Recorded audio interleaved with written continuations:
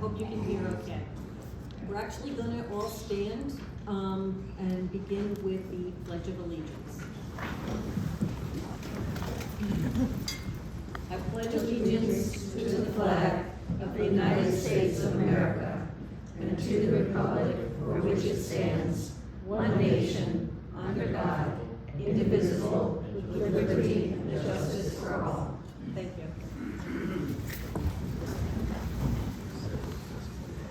My name is Patricia Sevilla. I am a member of the League of Women Voters of Albany County, and I welcome you here along with our partnership with the League of Women Voters of the Cooperstown area in conducting. Sure, maybe I'll just see if we can turn this up. Are we up all the way? Well, that solution is turn it off and on again. There we go. Okay, we're set. I live in the city of Cohoes, so I have nothing to do with this race. That's part of the league's rules in terms of moderating and partaking in candidate forums. Tonight is your opportunity to listen to the two candidates for the 102nd New York State Assembly who are on the primary ballot and to hear their views on issues. This event is being recorded and will be available via the two league websites, Albany County and Cooperstown area. Before we start, I want to have everyone remember to please silence your cell phones. It's important that we not interrupt what's going on. To begin, I want to talk about what is the 102nd Assembly and position and what it entails. So it covers all of Greene County, all of Schoharie County, and parts of Albany, Otsego, Ulster, and Delaware. Quite a large area. Almost all of it, yes. It doesn't cover Ulster? Oh, I must have actually taken it from before. I apologize. It is mainly a rural area, so that's a good point to keep in mind. So basically, the New York State Assembly is a legislative body that serves the lower house of the state legislature, and it has 150 seats. Members of the Assembly introduce and vote on state legislation. They serve on committees and subcommittees. They convene hearings with state agencies. They allocate member items, help negotiate state funding, oversee community projects, facilitate civic and public health initiatives, and more. In their district, offices of members of the Assembly collaborate with city agencies to resolve constituent concerns and develop programs and initiatives to service their communities. The salary of a New York State Assembly person is $142,000. I want to go through the rules that we have in place for this event. So each candidate will give opening statements, 2 minutes in length, and then answer questions and give closing statements, again, 2 minutes in length for each, on a rotating basis. We have drawn cards, and actually, Janet Tweed will be the first person to speak. So the two candidates, I should have introduced them. The two candidates tonight are Mary Finneran and Janet Tweed. And I asked them how they wanted to be addressed, and they prefer to go by their first name, so that's how I will do that.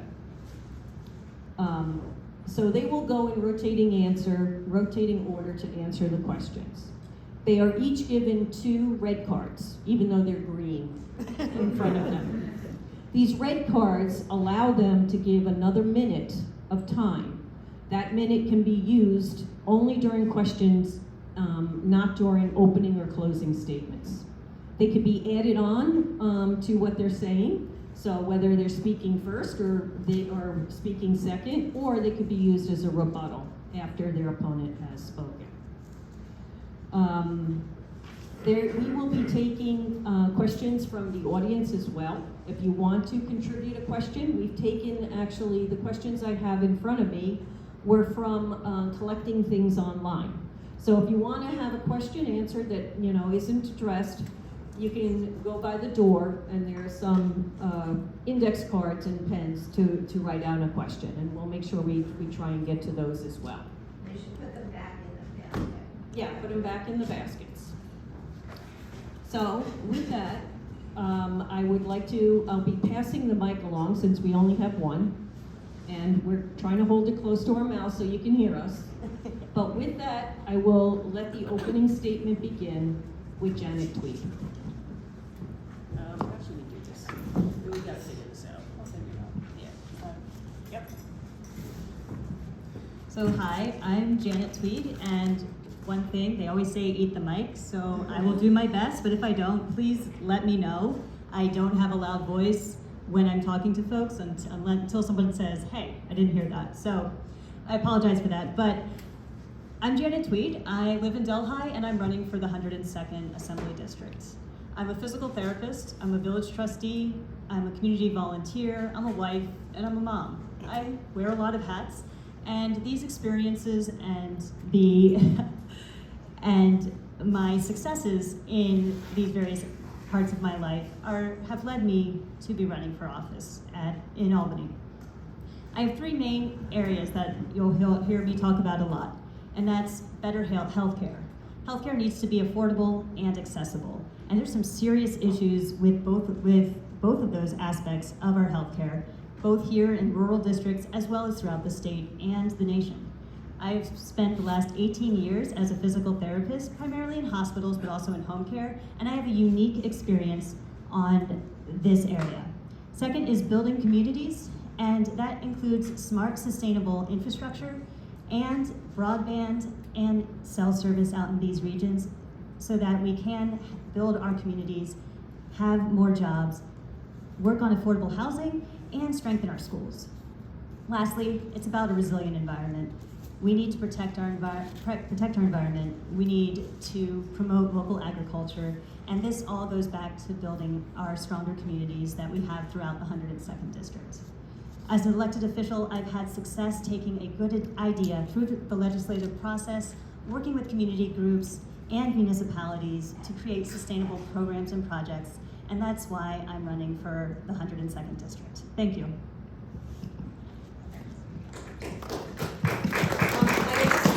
Please, no applause or reaction to anything to let the flow go much more quickly. Thank you for holding all applause and any reaction. Okay, I'm standing up here. My name is Mary Finneran, and I'm running for Assembly District 102. I've taken many parts in organized actions, including legislative, for years. I retired, especially since I retired as an art teacher, a union art teacher. I considered wearing one of my many issues t-shirts today, but thought I'd be more professional, but I brought some along. My issues have included single-payer health care and labor for decades. Peace forever. Racism and social justice. And mostly of late, climate. But there's one t-shirt I have that hits everything. Not one more day, not one more dollar, not one more death. And those are my three issues. I'm sorry, did you hear me say that? Yeah. Okay, good. So I'm leaving that there so you guys can see that. No, yeah, just put it to the side. Thank you. We have not one more day to get truly serious about climate change. My issues have included single payer and labor for decades, but we have not one more day to get truly serious about climate chaos. The New York State climate policies are great, but greedy oil and gas companies keep the implementation slowed down. Not one more dollar to them and their corruption, and not one more dollar to health insurance companies purely for You can't use your red card. purely for profit existence, and we can't allow these companies to decide what kind of health care we have. Thank you, Mary.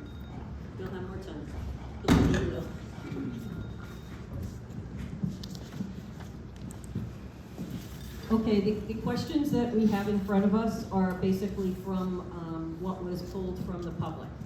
The first question actually will go to Mary, and that question is, Chris Tague has represented the 102nd for a number of terms. What will you offer that is better? Chris Tague has actually done some good things. He's gotten tax breaks for new farmers. He's, he's tried to do something. I think he's misguided.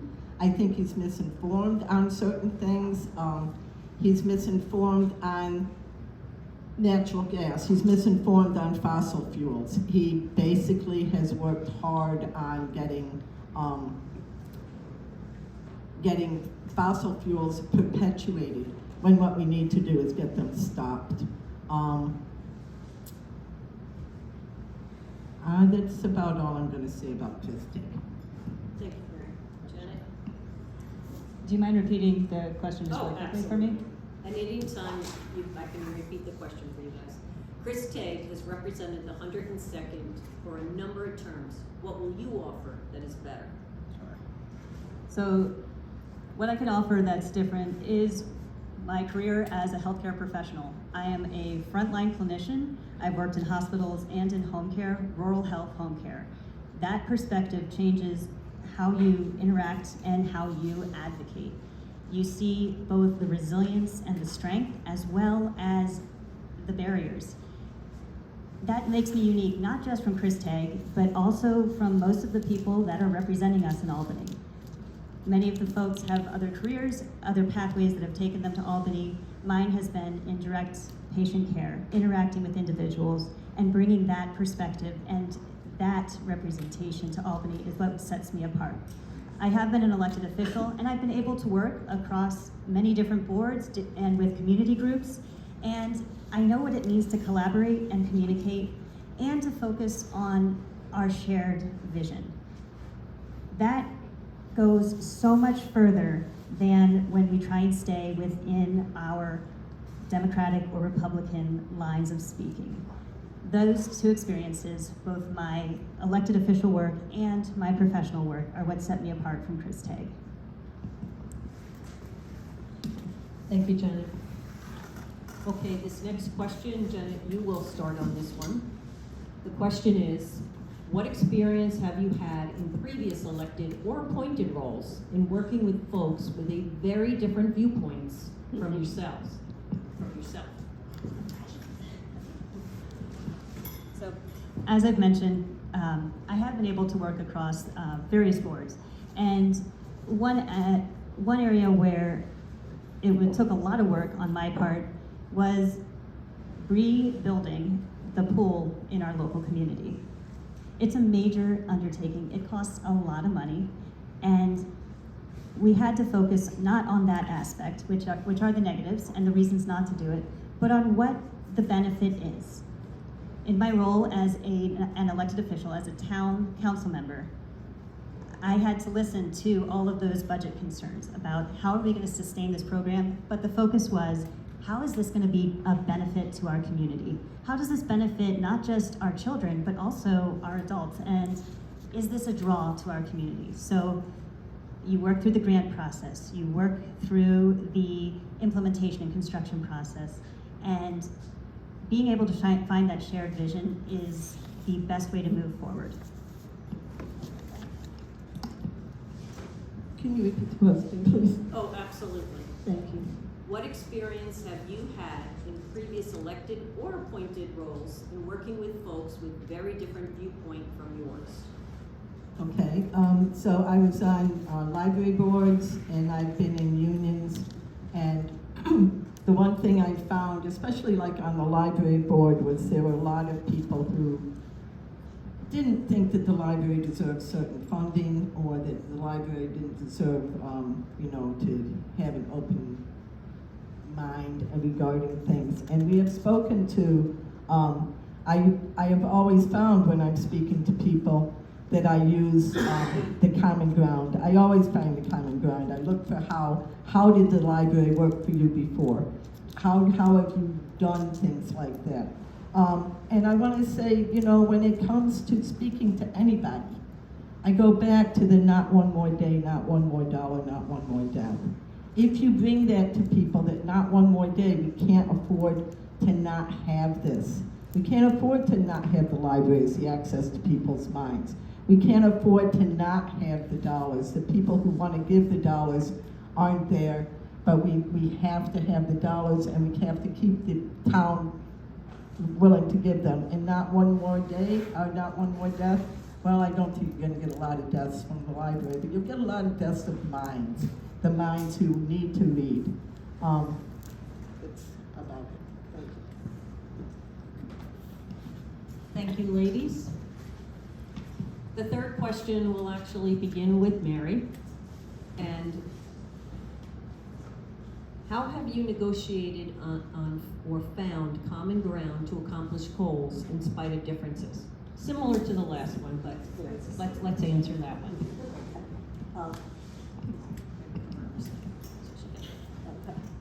one. So, regarding finding common ground, when I was a union rep, there were a lot of situations where I had to go in with a member and go and speak to the administrator and try to get the administrator to listen to the other person's side. I was actually very good at getting people. I saved one man's job. I also, another man whose job I didn't save, I was able to save his pension and his ability to have a job paid for until the end of the year. I'm still up in arms about that one. But it's finding the common ground of people. You can find it with anybody. You can find it in the grocery store.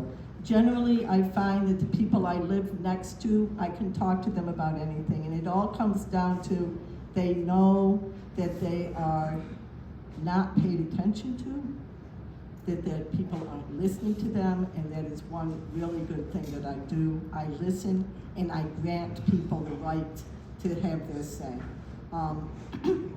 That's So I think we're seeing a theme, and something that people really care about is, rather than holding on to our strict lines or where we may follow, but how do we actually get things done? And that is the whole point of negotiations. It's what is our goal? Whether our goal is to finalize a union contract, which we're actually going through that process right now on the village board for our police. And so we're having our meetings. We're listening. We're going back and forth. We're doing that pace, that slow pace sometimes, that it is. It's also about knowing what our roles are. Sometimes my role is going to be the person who reaches out and says, we need to talk. We need to get to the root issue so that we can move forward. And sometimes the role is, we need to ask somebody else for help. When you talk about negotiation, it is about identifying who the key people are that are going to be affected by this, as well as who the key people are to make these decisions. That's what I've done on the village board and on the town board, and that's what I plan to do in Albany.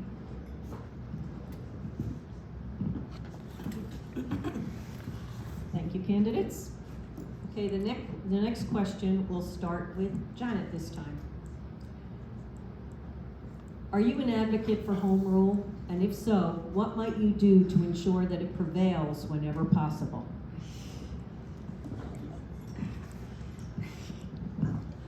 I don't think I could be an elected official and not be an advocate for home rule, especially in the small communities that we have. But home rule can mean a lot of things to a lot of different people. For some folks, it's don't tell me what to do. And that's not really what it means. What it means is that municipalities have rules, have zoning codes, have assessor boards that help guide their community and their community's needs. And that's important. That's what sets us apart from our nearby neighbors, as well as our neighbors far downstate or into the west or north from where we are. Home rule is very important, and it can also help protect communities. So when you see projects like the wind farms and solar arrays that have had this fast track where people are saying, hey, home rule is not being acknowledged, it is not happening here, yeah, you have to stand up and say, let's pause. Now, when you talk about an issue like wind farms, what's our goal? We need to get off fossil fuels. What is our role as the advocate in Albany? I say, okay, wind farms, solar arrays, they need to happen, but we need to look at every possible property, not just the ones that may be the cheapest to purchase. And that means having incentives so that these good programs can be instituted downstate, closer to where more of this energy is needed. So, like I said, I'm an elected official. I can't not support home rule. That would be silly, because that's who I am, and as a representative for my community, and what it means to be an elected official. I too am an advocate for home rule. I think, and I'm also an advocate for keeping all forms of government alive. There's movements to stop the villages, to ask villages to stop. I think the more government we have, the better. I support home rule partially because of the district we live in, but also because it's been around for quite a while, and I do think people do need to have a say. I think regarding the ORIS and the fast streaming of renewable energy, there is something that has to be looked at with that. And I know that some farmers don't want to have something on their land, but they might want to have a housing development instead. And we have to have it where the town can decide which is that maybe that's not good, along with the state. Home rule is critical to this society, in this district. And I would hate to see anybody try to do away with it. I think that eminent domain is another area where we do have to consider the people whose land it is and how it is impacting them. There's a lot going on. I do think that we have a lot of ways to get renewables going, a lot of ways to get renewables implemented that don't necessarily, and other renewables like hydro that don't necessarily demand a fast track. I'm very concerned about some of the impacts. Thank you. Thank you, ladies. I also failed to mention at the beginning that league rules require that only league recordings be made. So if you're recording and you're not part of the league, unless of course we have press, in which case I ask you to just raise your hand and then we could talk about that. Okay. We typically do not allow the public to film our candidate forums because they could be taking out of context. We want people to see the whole forum, both sides of the picture, so that you can truly see what's going on. Okay, the next question will go to Mary to start. What kinds of legislation would you expect to write in your first year? This is fun. I got so many different ideas. I really would like to see legislation, kind of related to the last comment, where for every acre of farmland where they put up a solar field or a wind farm, that they use another option. That I'd like to, like in France, where they have mandated that every parking lot over a certain size have solar fields, that they become solar fields. I'd like to have a lot more, I'd like to mandate looking into more alternatives, things that are, and maybe a bear could help out here with, like hydropower. I also, I want to change rate case laws. Rate case laws, a rate case is when somebody goes to, is about utility payments, water, electric, gas, and they're all confidential. I've been on rate cases before. I can't speak to you about anything that was said on there. And this is, they're run by the Public Service Commission, and a utility company. And it's unfortunately when nothing can be said. They're totally confidential and the transparency is not there. So I'm trying to say things where I can't say things, but where the utilities and the PSC can say things at these meetings that other people who are at the meetings might truly take umbrage at, but we cannot let anyone know.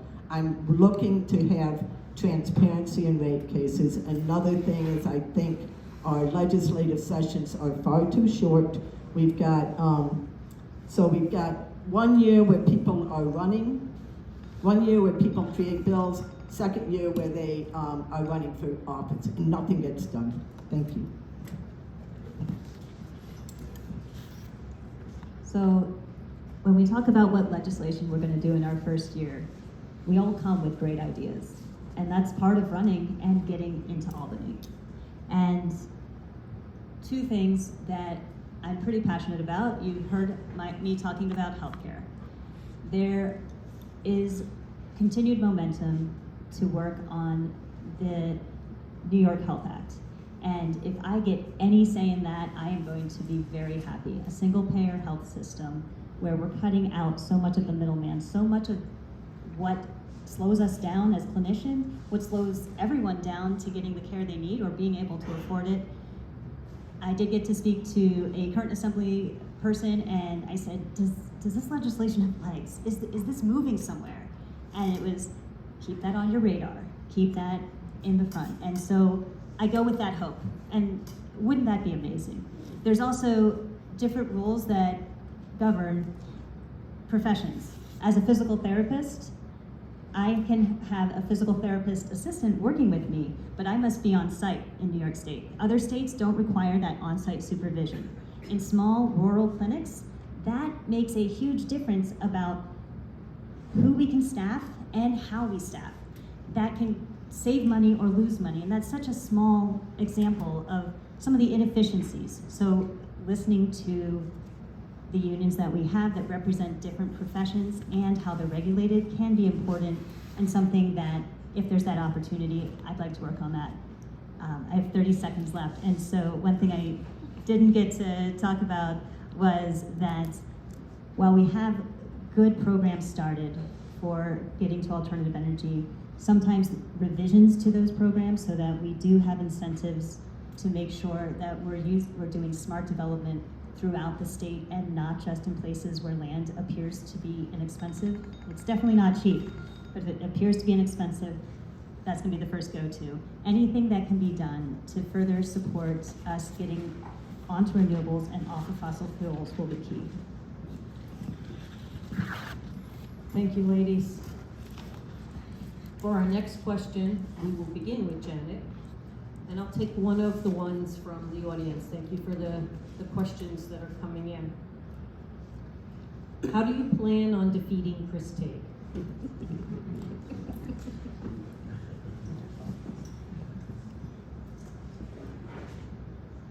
Easier said than done, but this is where we start. We're starting the conversation now. We're starting to push issues that may not have been discussed and finding common ground. We all have issues with healthcare. We all have issues with our infrastructure. How do I get where I need to go? How can I afford my utilities? How do I continue to live where I want to live? Focusing on not just, I'm a Democrat, I'm a Republican, but I live out here, so do you, and what do we need? It is about reaching out to communities and different community groups, both municipalities as well as fire departments and other community groups. I see all the Kiwanis Club badges back there. There's so many different pieces that make up each of our communities, and reaching out to those individuals and those groups and saying, what do you need? What do you want? What's not being done that we can offer you? And I say we, but I mean me, as your advocate, as your representative in Albany. And that building of community, that building of relationships is one of the ways to get votes, not just from Democrats, but also from folks who share common issues, the way that I discussed earlier. Thanks. So how do we defeat TAG? It's actually going to maybe not be easier, but it's going to be something where instead of contending with a fellow Democrat whose ideals are not so dissimilar, to have somebody who's that dissimilar, it might actually help. I want to go back to the not one more day, not one more dollar, not one more death. Chris Tague is not being realistic when he talks about climate and where he wants, at least in Greene County, he helped the Greene County Legislature resolve against the Climate Leadership and Protection Act, Community Protection Act. He's looking for ways to keep perpetuating things that are just not good. He's also looking for ways, he does look for money. He actually is trying to help the farmers with taxes, but I would beg to differ that he probably wouldn't want to tax the rich. And so I'll be working on that. Diana, I'm just not,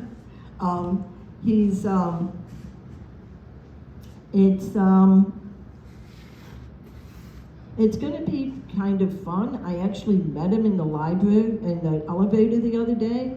He shook my hand and wished me good luck, and I did the same to him. So it's kind of hard when he's actually, I think, sincere but misguided. And I'm going to be working on that, giving him credit where it's due, but then pounding him where it's really, we really need change. Thank you.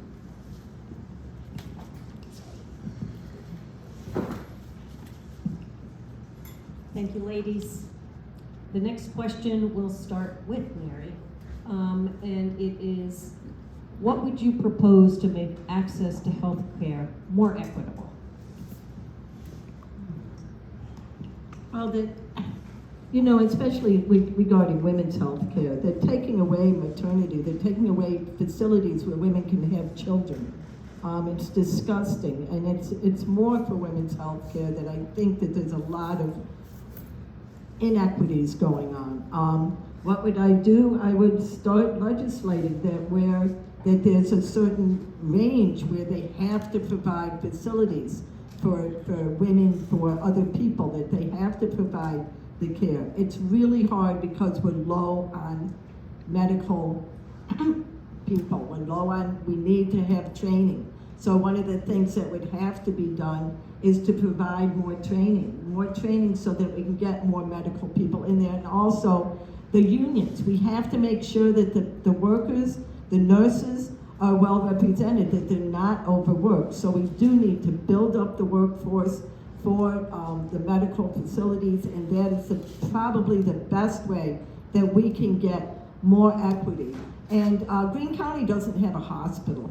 I think that there's other ones. I think Fulton County, which isn't in our district, does not have a hospital. We have to make sure that everybody has some kind of care. And even having a hospital where do people in Lexington go? They'd probably be closer to go to Stanford than to go to Hudson for their medical care. It's ludicrous. It's ludicrous. We need to demand that these people get their care. Thank you. So when we talk about access, it's a lot of things. You heard Mary speaking and saying, we need to have more people who can work here. Yes, we do need more clinicians. We also need programs that do provide transportation. Some insurances actually cover that. If you have straight Medicaid, there's ride services available, and that's amazing. But if you have one of the other programs, or if you have private insurances, that is not one of those benefits that you have. That's not really fair. And so addressing how insurance companies actually provide services, actually cover things, is one of the areas. And that's where, let's go back to that New York Health Act. If this has legs, we need to move this forward. It's past time. One of the other things that has worked really well is working with the county public health and the hospital systems that are in the area. Mary mentioned Stanford. There is a primary care clinic there, and there is a nursing home. But those folks, they go to Oneonta for the hospital if they need to, or they're coming down the road to Delhi or up the road to Cobleskill, simply because we need to get there. And all of those places are more than 30 miles away. And that's far enough that significant things can happen. So collaborating with public health and our emergency services so that if you have to get aid at an EMS station, there is that emergency service there, and knowing how to get there is a way to make it more accessible. As we go along, you have to fund it, and that is one of the most important things. So legislation must fund healthcare and be safe while doing that. Thank you. This again goes to the single payer bill, the New York Health Act, that we need to get the insurance companies out of this. So much of the cost of medical is the insurance companies, and the insurance companies deciding who and what people have, how they're going to be cared for, where they should go, what kind of services they should have. We need to get that out of there. We need public health care. That the rest of the world has it, the rest of the industrial world has it. We need it here. And that would really help with access, I think. It would take away a lot of the cost of the other stuff. So what do? We collaborate across these networks. Delaware County got some grants so that they could get people more rides, especially seniors, rides to their doctor's appointments. Health services, health networks can coordinate care so that when you go to Foxcare, you can see multiple specialists at one time. If you're going to Margaretville, because that's where your health is, you can get those services as well. More of a collaborative, multi-professional stop is one of those ways to do that. And the other thing is working with the offices for the aging. They also have volunteer programs which can sometimes fill that gap. We need to use all of the resources that our community has, not just any one specific one. Thank you, ladies. I love that use of the red card, aka green card. Okay, we're going to go to another one from the immediate audience. The New York State Sleep Act was passed in 2021, making it illegal to modify motorcycle exhaust, making it louder. This law hasn't been enforced currently because the definition of loud isn't clear in decibel level. How will you get this law updated to make it more enforceable? So this one goes to Janet first. So we had this issue with what does loud mean at the village level. It was related to house parties. We're a college town, and so that Sleep Act sounds really good at 2 a.m. when all you can hear is that bass coming from that party that you weren't invited to. So what we did is we got a decibel meter for our police department to go out, and when they get that call, that they can also take a reading. So they can start to collect some data. There's also data from OSHA as to what decibel levels are safe and also which ones are recommended. By equipping the enforcers, whether that is a constable, a sheriff, a police officer, or a code enforcer, is the way to start the process of enforcing what does loud mean and also what is safe. We don't need yet another health issue, hearing loss, tinnitus, to get in the way of our love of living out here and enjoying the recreation that is here.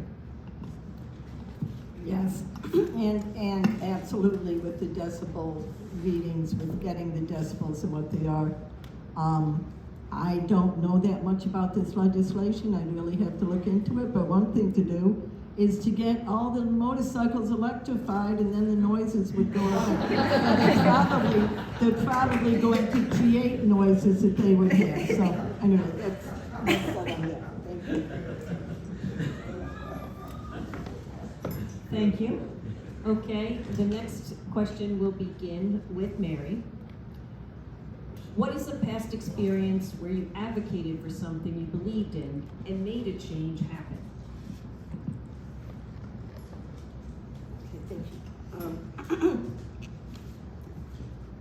Several things I'm thinking of. I helped advocate against the Constitution pipeline. I fought that for years with a lot of different people. We went to various places. We went to the DEC. We discussed with the DEC how many streams that there were to be crossed. We were advocating for the trees. We were advocating for the streams. We were advocating for the fact that this did not belong and that the gas pipeline shouldn't have been. We won. That stopped. Unfortunately, we won after they had already decimated a maple farm down in Pennsylvania. But that was stopped. I mean, the Constitution pipeline was stopped. I've advocated for changes in the education system with NYSET. I've gone along with them. We've gotten more money into the schools because of our advocacy. And it's what I do. I go around and I advocate for a lot of different things. So those 2 examples. Thank you. Advocacy is the first step. I can probably tell way too many stories, but I'm just going to do one that I'm particularly proud of. And that is, as a village trustee, I was able to help lead the collaboration for our town and village to establish a climate smart communities task force. We applied for grants, we got money, and we're using that money to improve our municipal infrastructure, to reduce our carbon footprint, and to save taxpayer dollars. That's how you take a good idea and you do advocacy, which is so important, and you see it through to the end, which is getting a product that can actually make a difference in the lives of our communities. The second part of that is with the Climate Smart Task Force. There's a lot of education so that not just municipalities can benefit from energy efficient infrastructure, but also showing the community, educating the community on ways that they can get that done in their homes. And what that does is that encourages providers. We now have somebody in Delhi who does mini splits for heating and cooling. We didn't have that before. We used to have to go to Albany or Binghamton or somewhere that was an hour and a half away to get that service. So I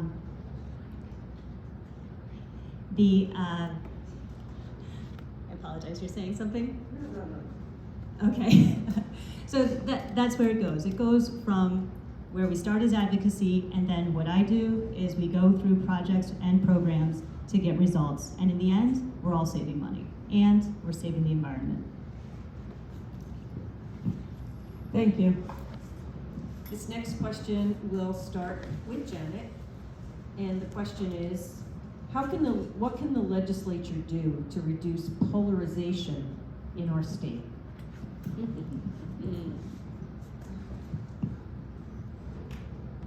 That's a really good question. Wow, because it's something that we can do as individuals. That's what the League of Women Voters is part of, is that it's about the issues and not about that polarization along party lines. What can the legislature do? I gotta admit, I don't know. But I know that what I can do as a legislator is to reach across those party lines. It means doing town halls out where we live, which encompasses everybody, and then bringing that back to Albany and saying, hey, this is what we need here. How do we get here? It's about approaching other legislators and saying, let's work together. This is something we share in common. We got that common focus, that shared drive to get here. That's what we can do as an individual. As a larger group, I think we just need to make the change from within. Yeah, I'm not really sure what we can legislate regarding that, but what Janet said about the town hall meetings. I think bringing back town hall meetings to the true town hall meetings, not town hall meetings where you go and they say, okay, we're gonna meet with you in this separate office, and all these people like this, like we all go into the bathroom or upstairs there, where you people can't hear it. We need to have it so that people, everybody can hear what's going on, and so that then, if they have a town hall meeting with, say, a very right-wing Republican, the people are going to be able to find the common ground that might allow them to understand where this guy is coming from. But if we don't hear, if we can't hear the public, if we can't hear publicly what people have to say, then we are at a loss regarding how to get to that point. We need to talk. We need to talk, we need to hear. We need to have big public forums. And thanks for that idea. Thank you.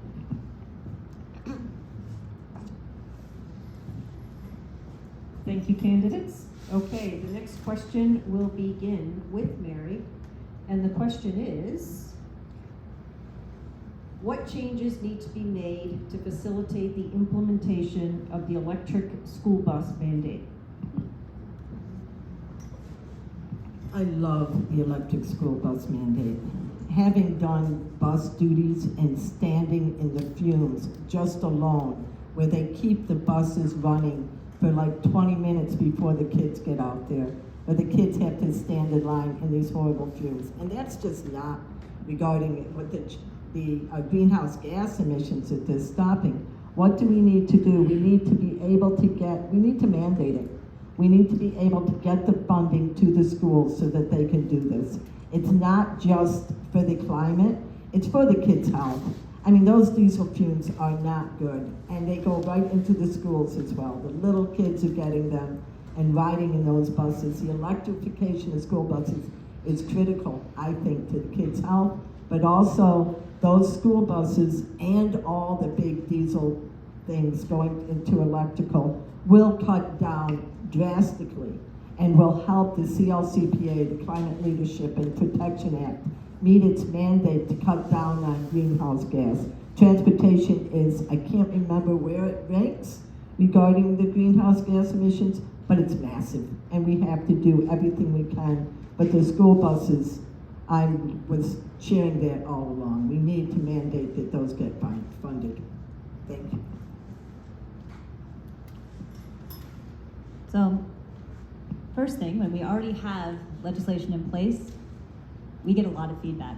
What works, what doesn't. And what we're hearing a lot of is what doesn't work.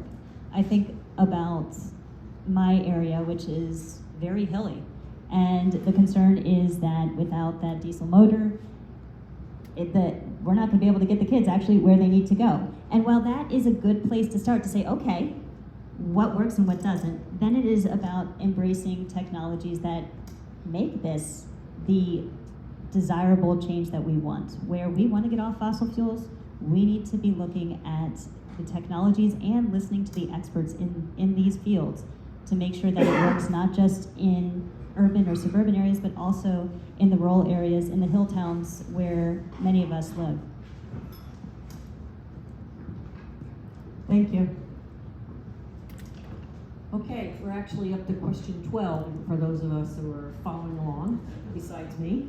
And this one will start with Janet. And the question is going to be, how would you support and advocate for local libraries as fundamental community resources?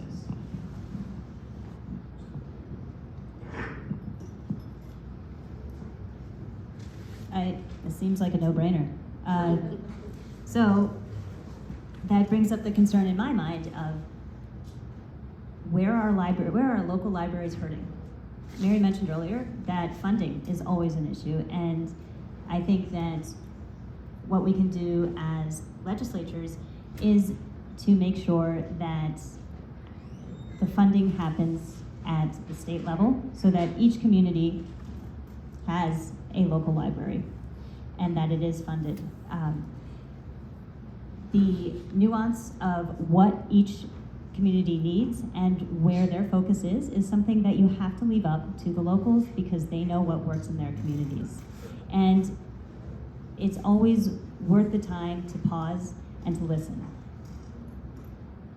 Librarians and local libraries are an amazingly effective force, and what we can do is to listen and follow advice. Having been on the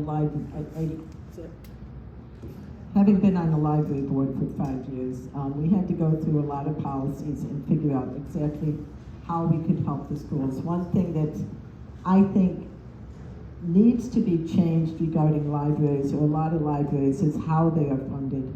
When they're voted on with the school budget, or when they're down in Corning, New York, where my mother was on the library board, they did away with the library. And this is in an extremely sophisticated, although small, hegemonic community, ruled by Corning Glass. But they were without a library for a year because of how it was funded, and because of the fact that the people out in the countryside weren't able to get there, so they voted against it. But the libraries provide so many services. For my library in Carroll, there's so many people who are in there every day doing their internet. With the broadband, it's still minimal, even though we are getting funding for broadband. People need the broadband. They need to have access to the different reading materials, the kids, the programs that they do. But again, I think the funding has to be reconsidered to a large degree, especially when a town is at odds with the library or the library director. We need to work on this. It needs to be mandated, more money for libraries. Thank you.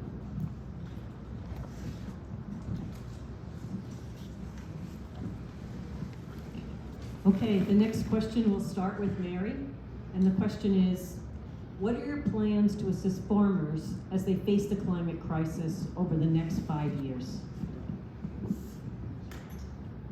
Okay, we do have to consider how, we have to start monitoring how the climate is affecting farmers. There has to be studies. I know that there have been several years where orchards were destroyed because of climate chaos, which doesn't necessarily mean that you have just really warm winters. But there's been cases where there were really warm Marches, and then the orchards were destroyed because there was a frost when the flowers were out, a major deep frost. We have to, how we do this, I'm not really sure. It's something that we have to do a lot of research as to how, and keep an eye on it. We need to change, we need to start reversing the climate. That is the number one thing that we have to do. And whether we can reverse it or not is, I'm not sure, but we have to get the farmers, transitioned. We maybe need to figure out ways to protect their products. We have to figure out ways to protect the soils and to protect the water. There's also, we either have drought or flooding in this area. We're actually in one of the best areas in the world for climate. It's one of the least impacted, and we all see how it's being impacted here. So to help the farmers is something that is one of my key issues. And I have to research how these things how their soil, how their products can be, still viable.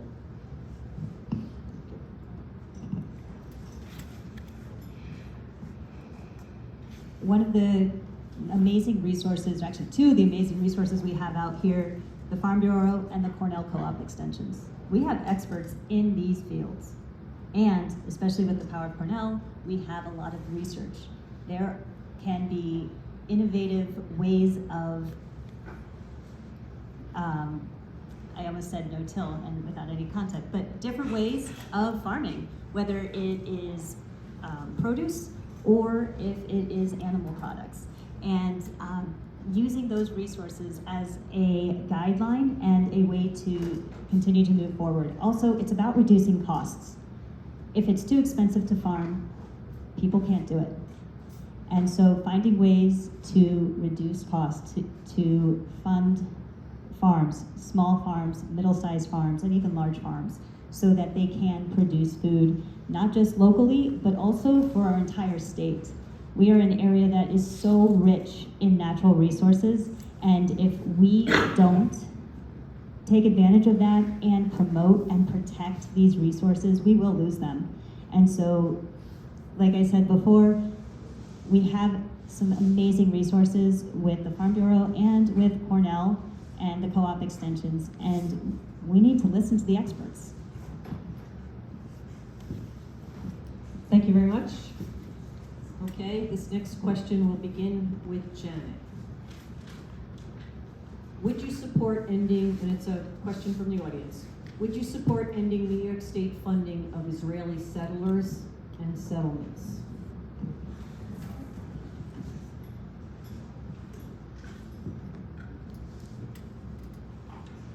So heavily, despite the ease of that question, that is a heavy one to answer.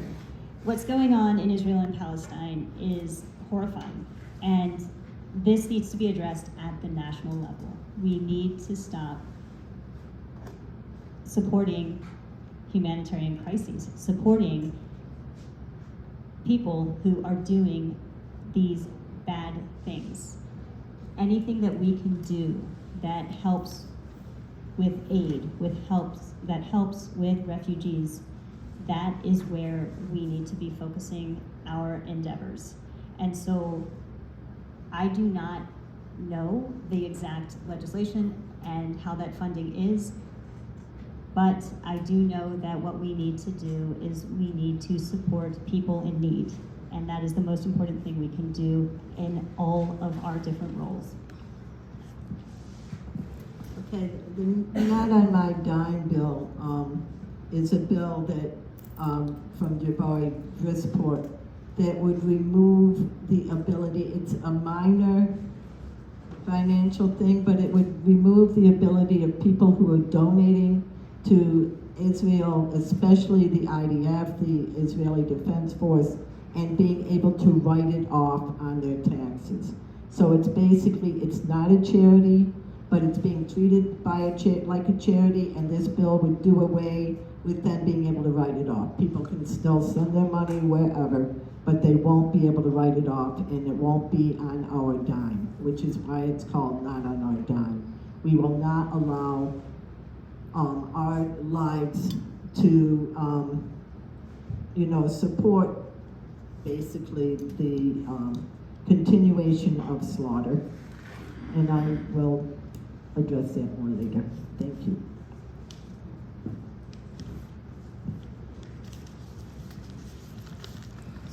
Okay, the next question is going to begin with Mary. What, if anything, can the state do to support local news outlets to ensure that citizens have access to relevant local news and information about their communities? There's a dearth of local news. The Daily Mail was recently taken over by the Schenectady Gazette and the Catskill Daily Mail and the Register Star, and they no longer have letters to the editor. That was one of the few ways that people in Greene and Columbia County could state things or to inform things, and there's no way. You call the paper, and it's difficult to get. So how do we do it? We have to kind of be our own press. We have to make sure that people are getting the word out, that when we can't write letters to the editor, to the Daily Mail, we write them to the Schenectady Gazette, we write them to the Times Union, we write them to the Kingston Freeman. That in a lot of ways we have to be the press. We have to, and there's no TV. I mean, there's no local news here, and what local news there is all it's all Albany. We get neglected. I'm not saying that there needs to be TV. There is cable access, and people can go on the cable access news and put things in there. But pushing to have, like, there is a local paper, Porcupine Soup, which somebody has started, and that is kind of creating their own press. And we need to have more of that. Maybe working with the libraries would be a good way to get out more press, having because they have a lot of information that people could do live streaming from the library and get out some press. But that's just some thoughts from the top of my head. not something I've really thought a lot about. Thank you. Yeah, that's a hard one to answer because we are talking about private companies and private industry, and how much regulation of private industries should be at the part of the state, especially when it comes to news, is ideally unbiased. I don't know enough yet to make more of a statement than to say we do need local news agencies and outlets. In Delaware County, it's down to a weekly paper, and that's insufficient. However, I would need to know more about this. I'd need to do more research before I would say anything about having legislation for local news outlets, simply because we want to make sure that they are unbiased and able to report the news, not be in fear of politicians or being regulated out of existence. Thank you. Okay, Janet starts the next question, and that would be, access to housing is an urgent issue. Are there proposals or bills currently in the New York State Legislature that would increase access to housing? Please identify any current proposal that you might support and explain how it could help those who are currently homeless. So, access to housing and affordable housing are tremendous issues. And one thing that is already in place are these accessory dwelling units, where you can build that mother-in-law apartment and have another place on your property where you can house somebody. And that works to have more housing closer in to other folks, which can be really beneficial when we're talking about making places more walkable and making access to the grocery store or errands or ride sharing a possibility. When we get into homelessness, you go into a whole different level of need and urgency. But there are buildings that are vacant, that are not being developed and are not being used. What legislation can do is to take away incentives for building without having tenants. So some places they can do a tax write-off because they built this wonderful housing, but nobody is willing to pay that price to live there.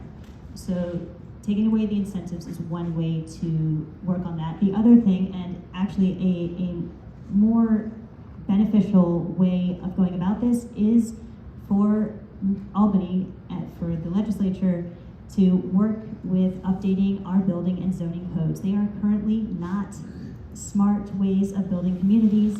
They do not encourage having the clustered housing that is necessary for walkable communities that are also accessible by bikes as well as automobiles. And so by providing that sort of zoning change and then waiving the fee for changing your zoning code when a municipality wants to do that is the way to make sure that those changes can actually get into use, as opposed to just being a great idea out of Albany. There is a bill on tenant law and tenant protection, which I unfortunately do not know, but remember. It's one that people are really pushing to be able to make sure that people can stay in their apartments and have rent protection where the rents are going out the roof. And the number one cause of homelessness is not substance abuse, it's lack of affordable housing. So many people, they just literally cannot afford the housing. And a lot of people, you wouldn't know they were homeless. They live in their cars, they have jobs, they just cannot find places to live. So we need to have things like tenant protection, we need to have real estate protection, we need to use some of these vacant buildings, as Janet said, and to build facilities and not just shoddily built facilities, but using places that are already in place, building and getting the subsidies to allow people to build these places. again, the number one cause of homelessness is lack of affordable housing. We need much more affordable housing, and we need to stop having like sprawls of, we need to tax the rich, basically. We need to stop the rich from having, access to these huge places where other people can't. And by taxing the rich, by getting some of the money, we'd be able to have the funding to build these houses. That's the bottom line. Thank you.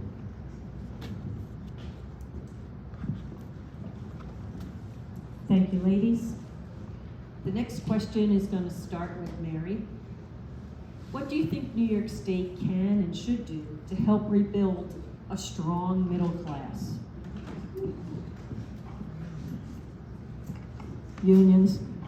Let's get the unions going. We need to build the unions. We need to build union forces. We need to allow unions to be in place. We need to take away the, what is it called? I could ask somebody here, but I won't. The thing where they say a right to work, which is a misnomer.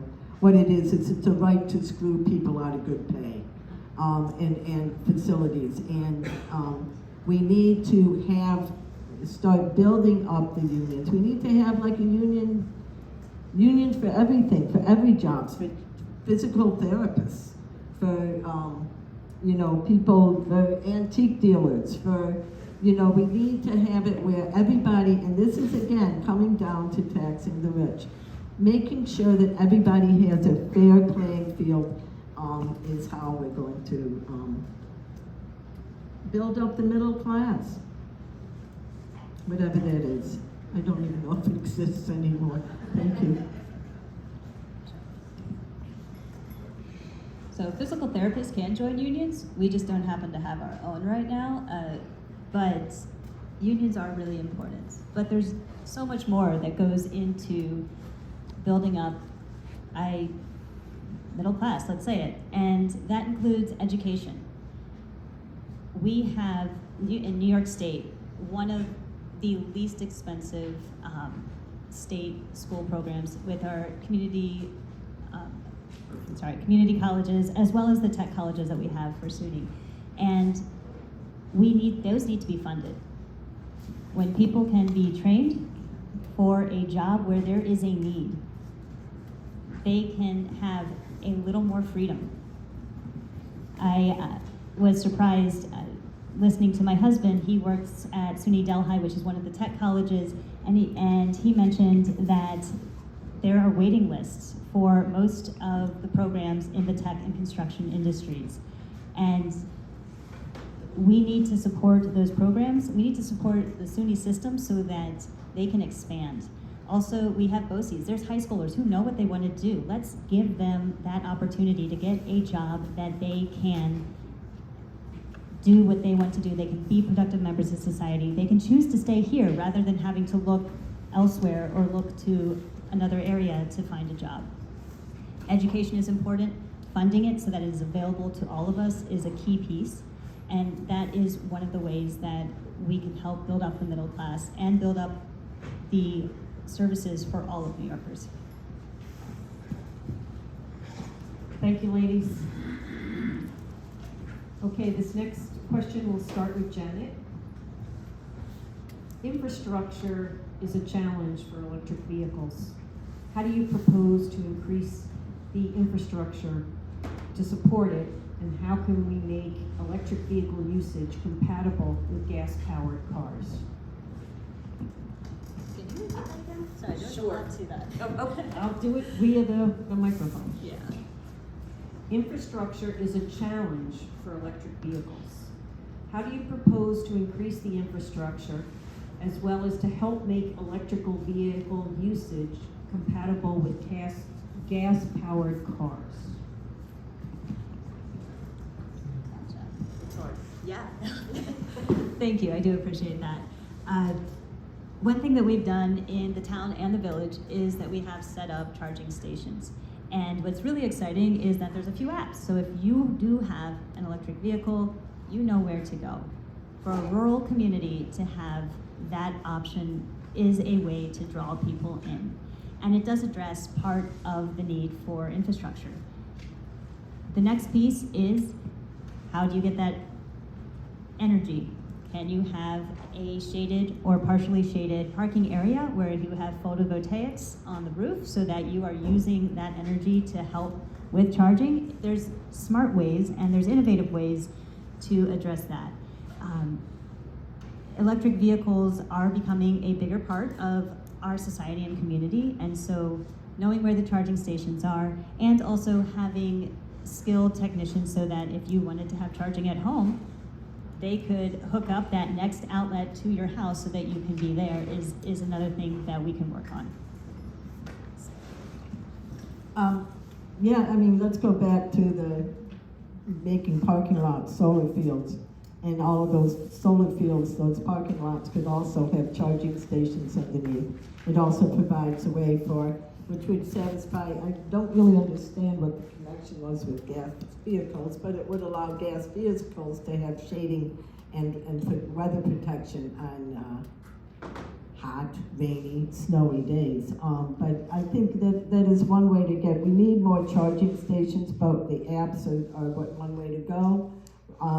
I've spoken to a lot of people with electric vehicles, and one friend drives to Florida all the time in an electric vehicle and says he's had no issues getting the full thing. They're becoming more and more and more accessible, more and more easy to charge, and the apps are helping. I need to look into this some more, but I think that having the charging stations, having the apps is the way to get the electric vehicles on the road more, and making them more affordable. I was reading an article about used electric vehicles and how they are now becoming something that people can buy a used electric vehicle. Great, they're getting that plentiful. And we need to work on Elon Musk and get him to be a little more realistic about how he's going to allow the public to have these. Let's tax them some more. Thank you.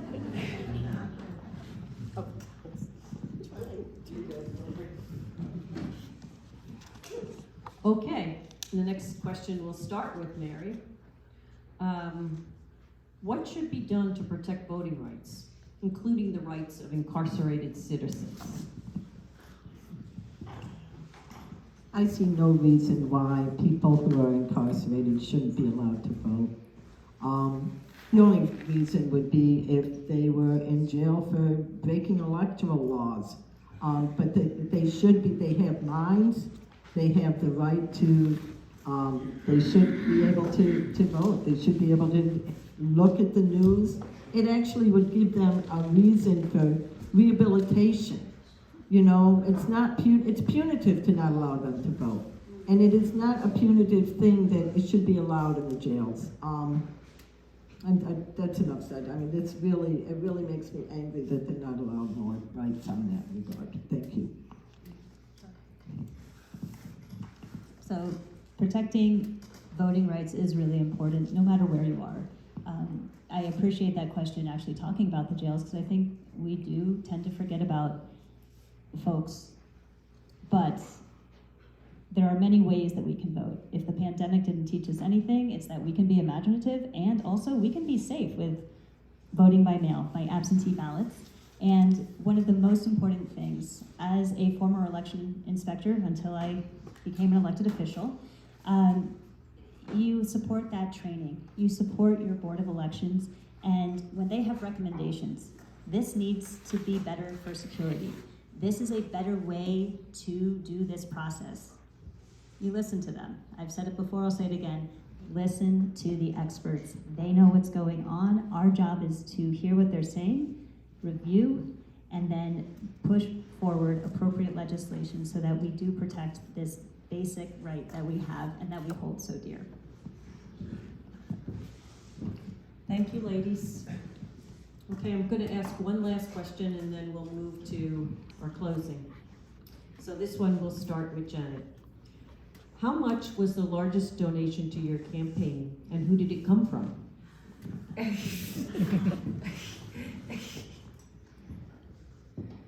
I think the largest donation that I've received so far has been $250, which is the maximum amount that you can receive from an in-district small donor and get that state match.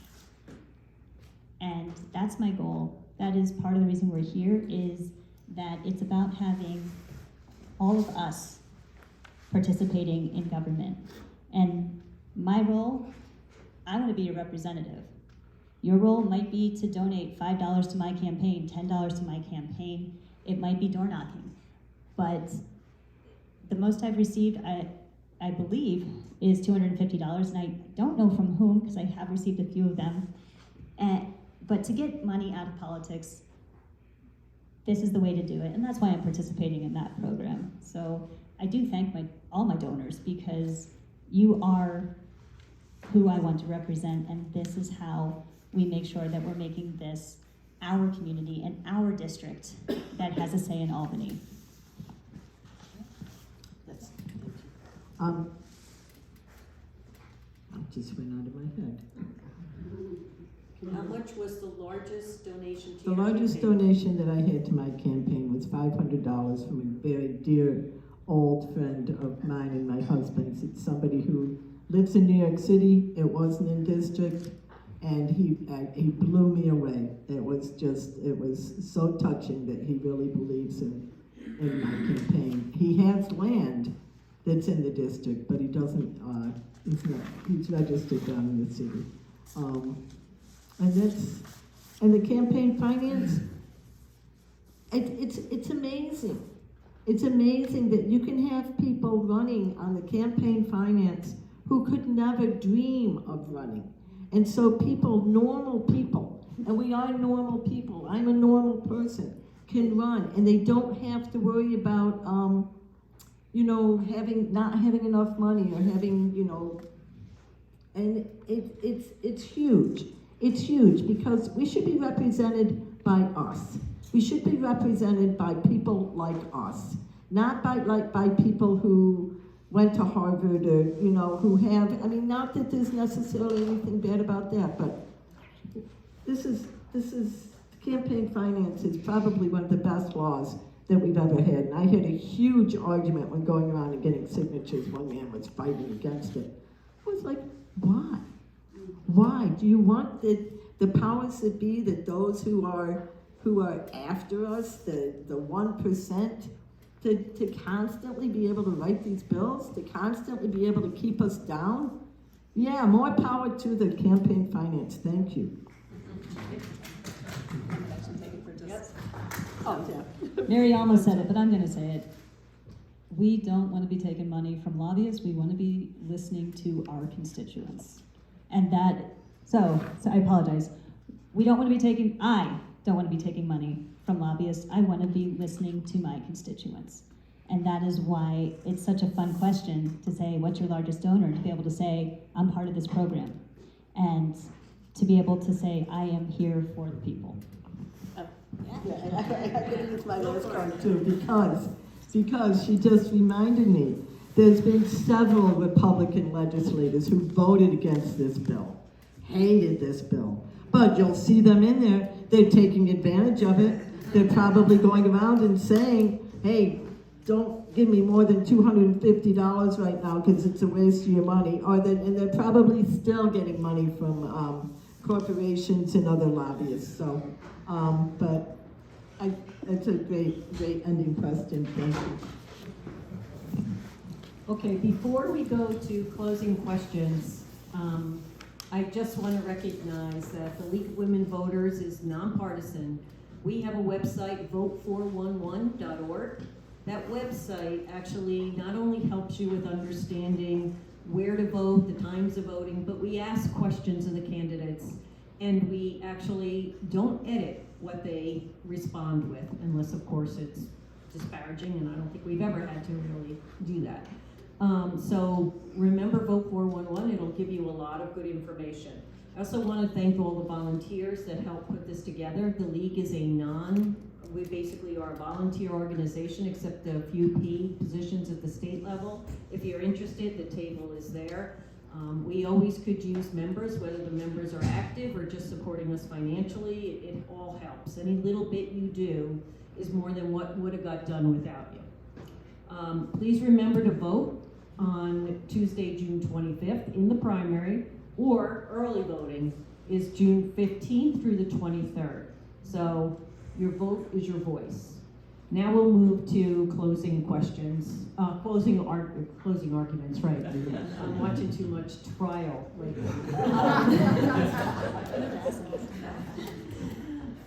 Closing statements. So in this case, Janet started it, so Mary's gonna finish it, so Janet goes first. So thank you again to the League of Women Voters, both Albany County and Cooperstown, and everybody who did attend tonight. A lot of issues were discussed, and I hope that I've given a lot of information so that you can feel confident to vote for me on June 25th, or if you do early voting before then.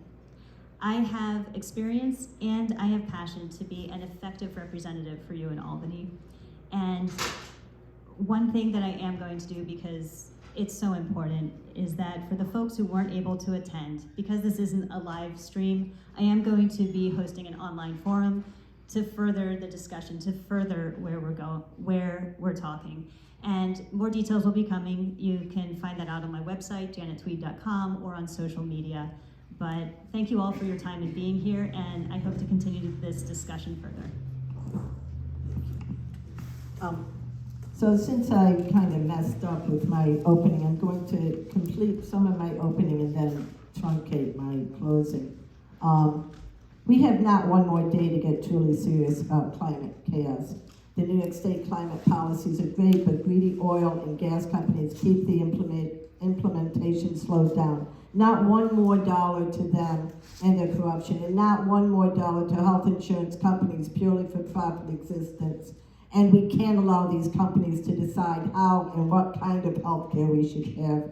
Not one more death for people who can't get the coverage they deserve. Not one more death due to environmental toxins. Not one more death due to famine, drought, and flooding due to climate chaos. Not one more death due to racial injustice, homelessness. Not one more death due to war.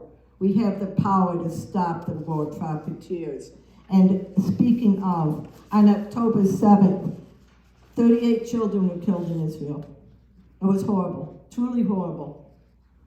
But since that day, more than 15,000 children have been killed of the over 36,000 Palestinians killed to date that we know of. Many are unaccounted for. Children are starving in Gaza. Children have lost limbs, parents, family. And while we fight for women's rights, women are dying and losing their children. And it is the weapons manufacturers in this country are profiting from the slaughter of innocents.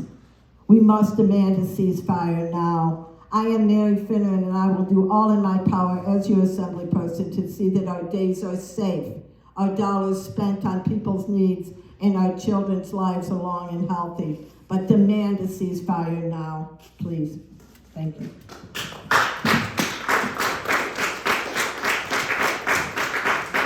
Thank you all for taking time out of a lovely Sunday to actively participate in government. That's exactly what we are here for. So, and good luck to both of the candidates. Have a good night.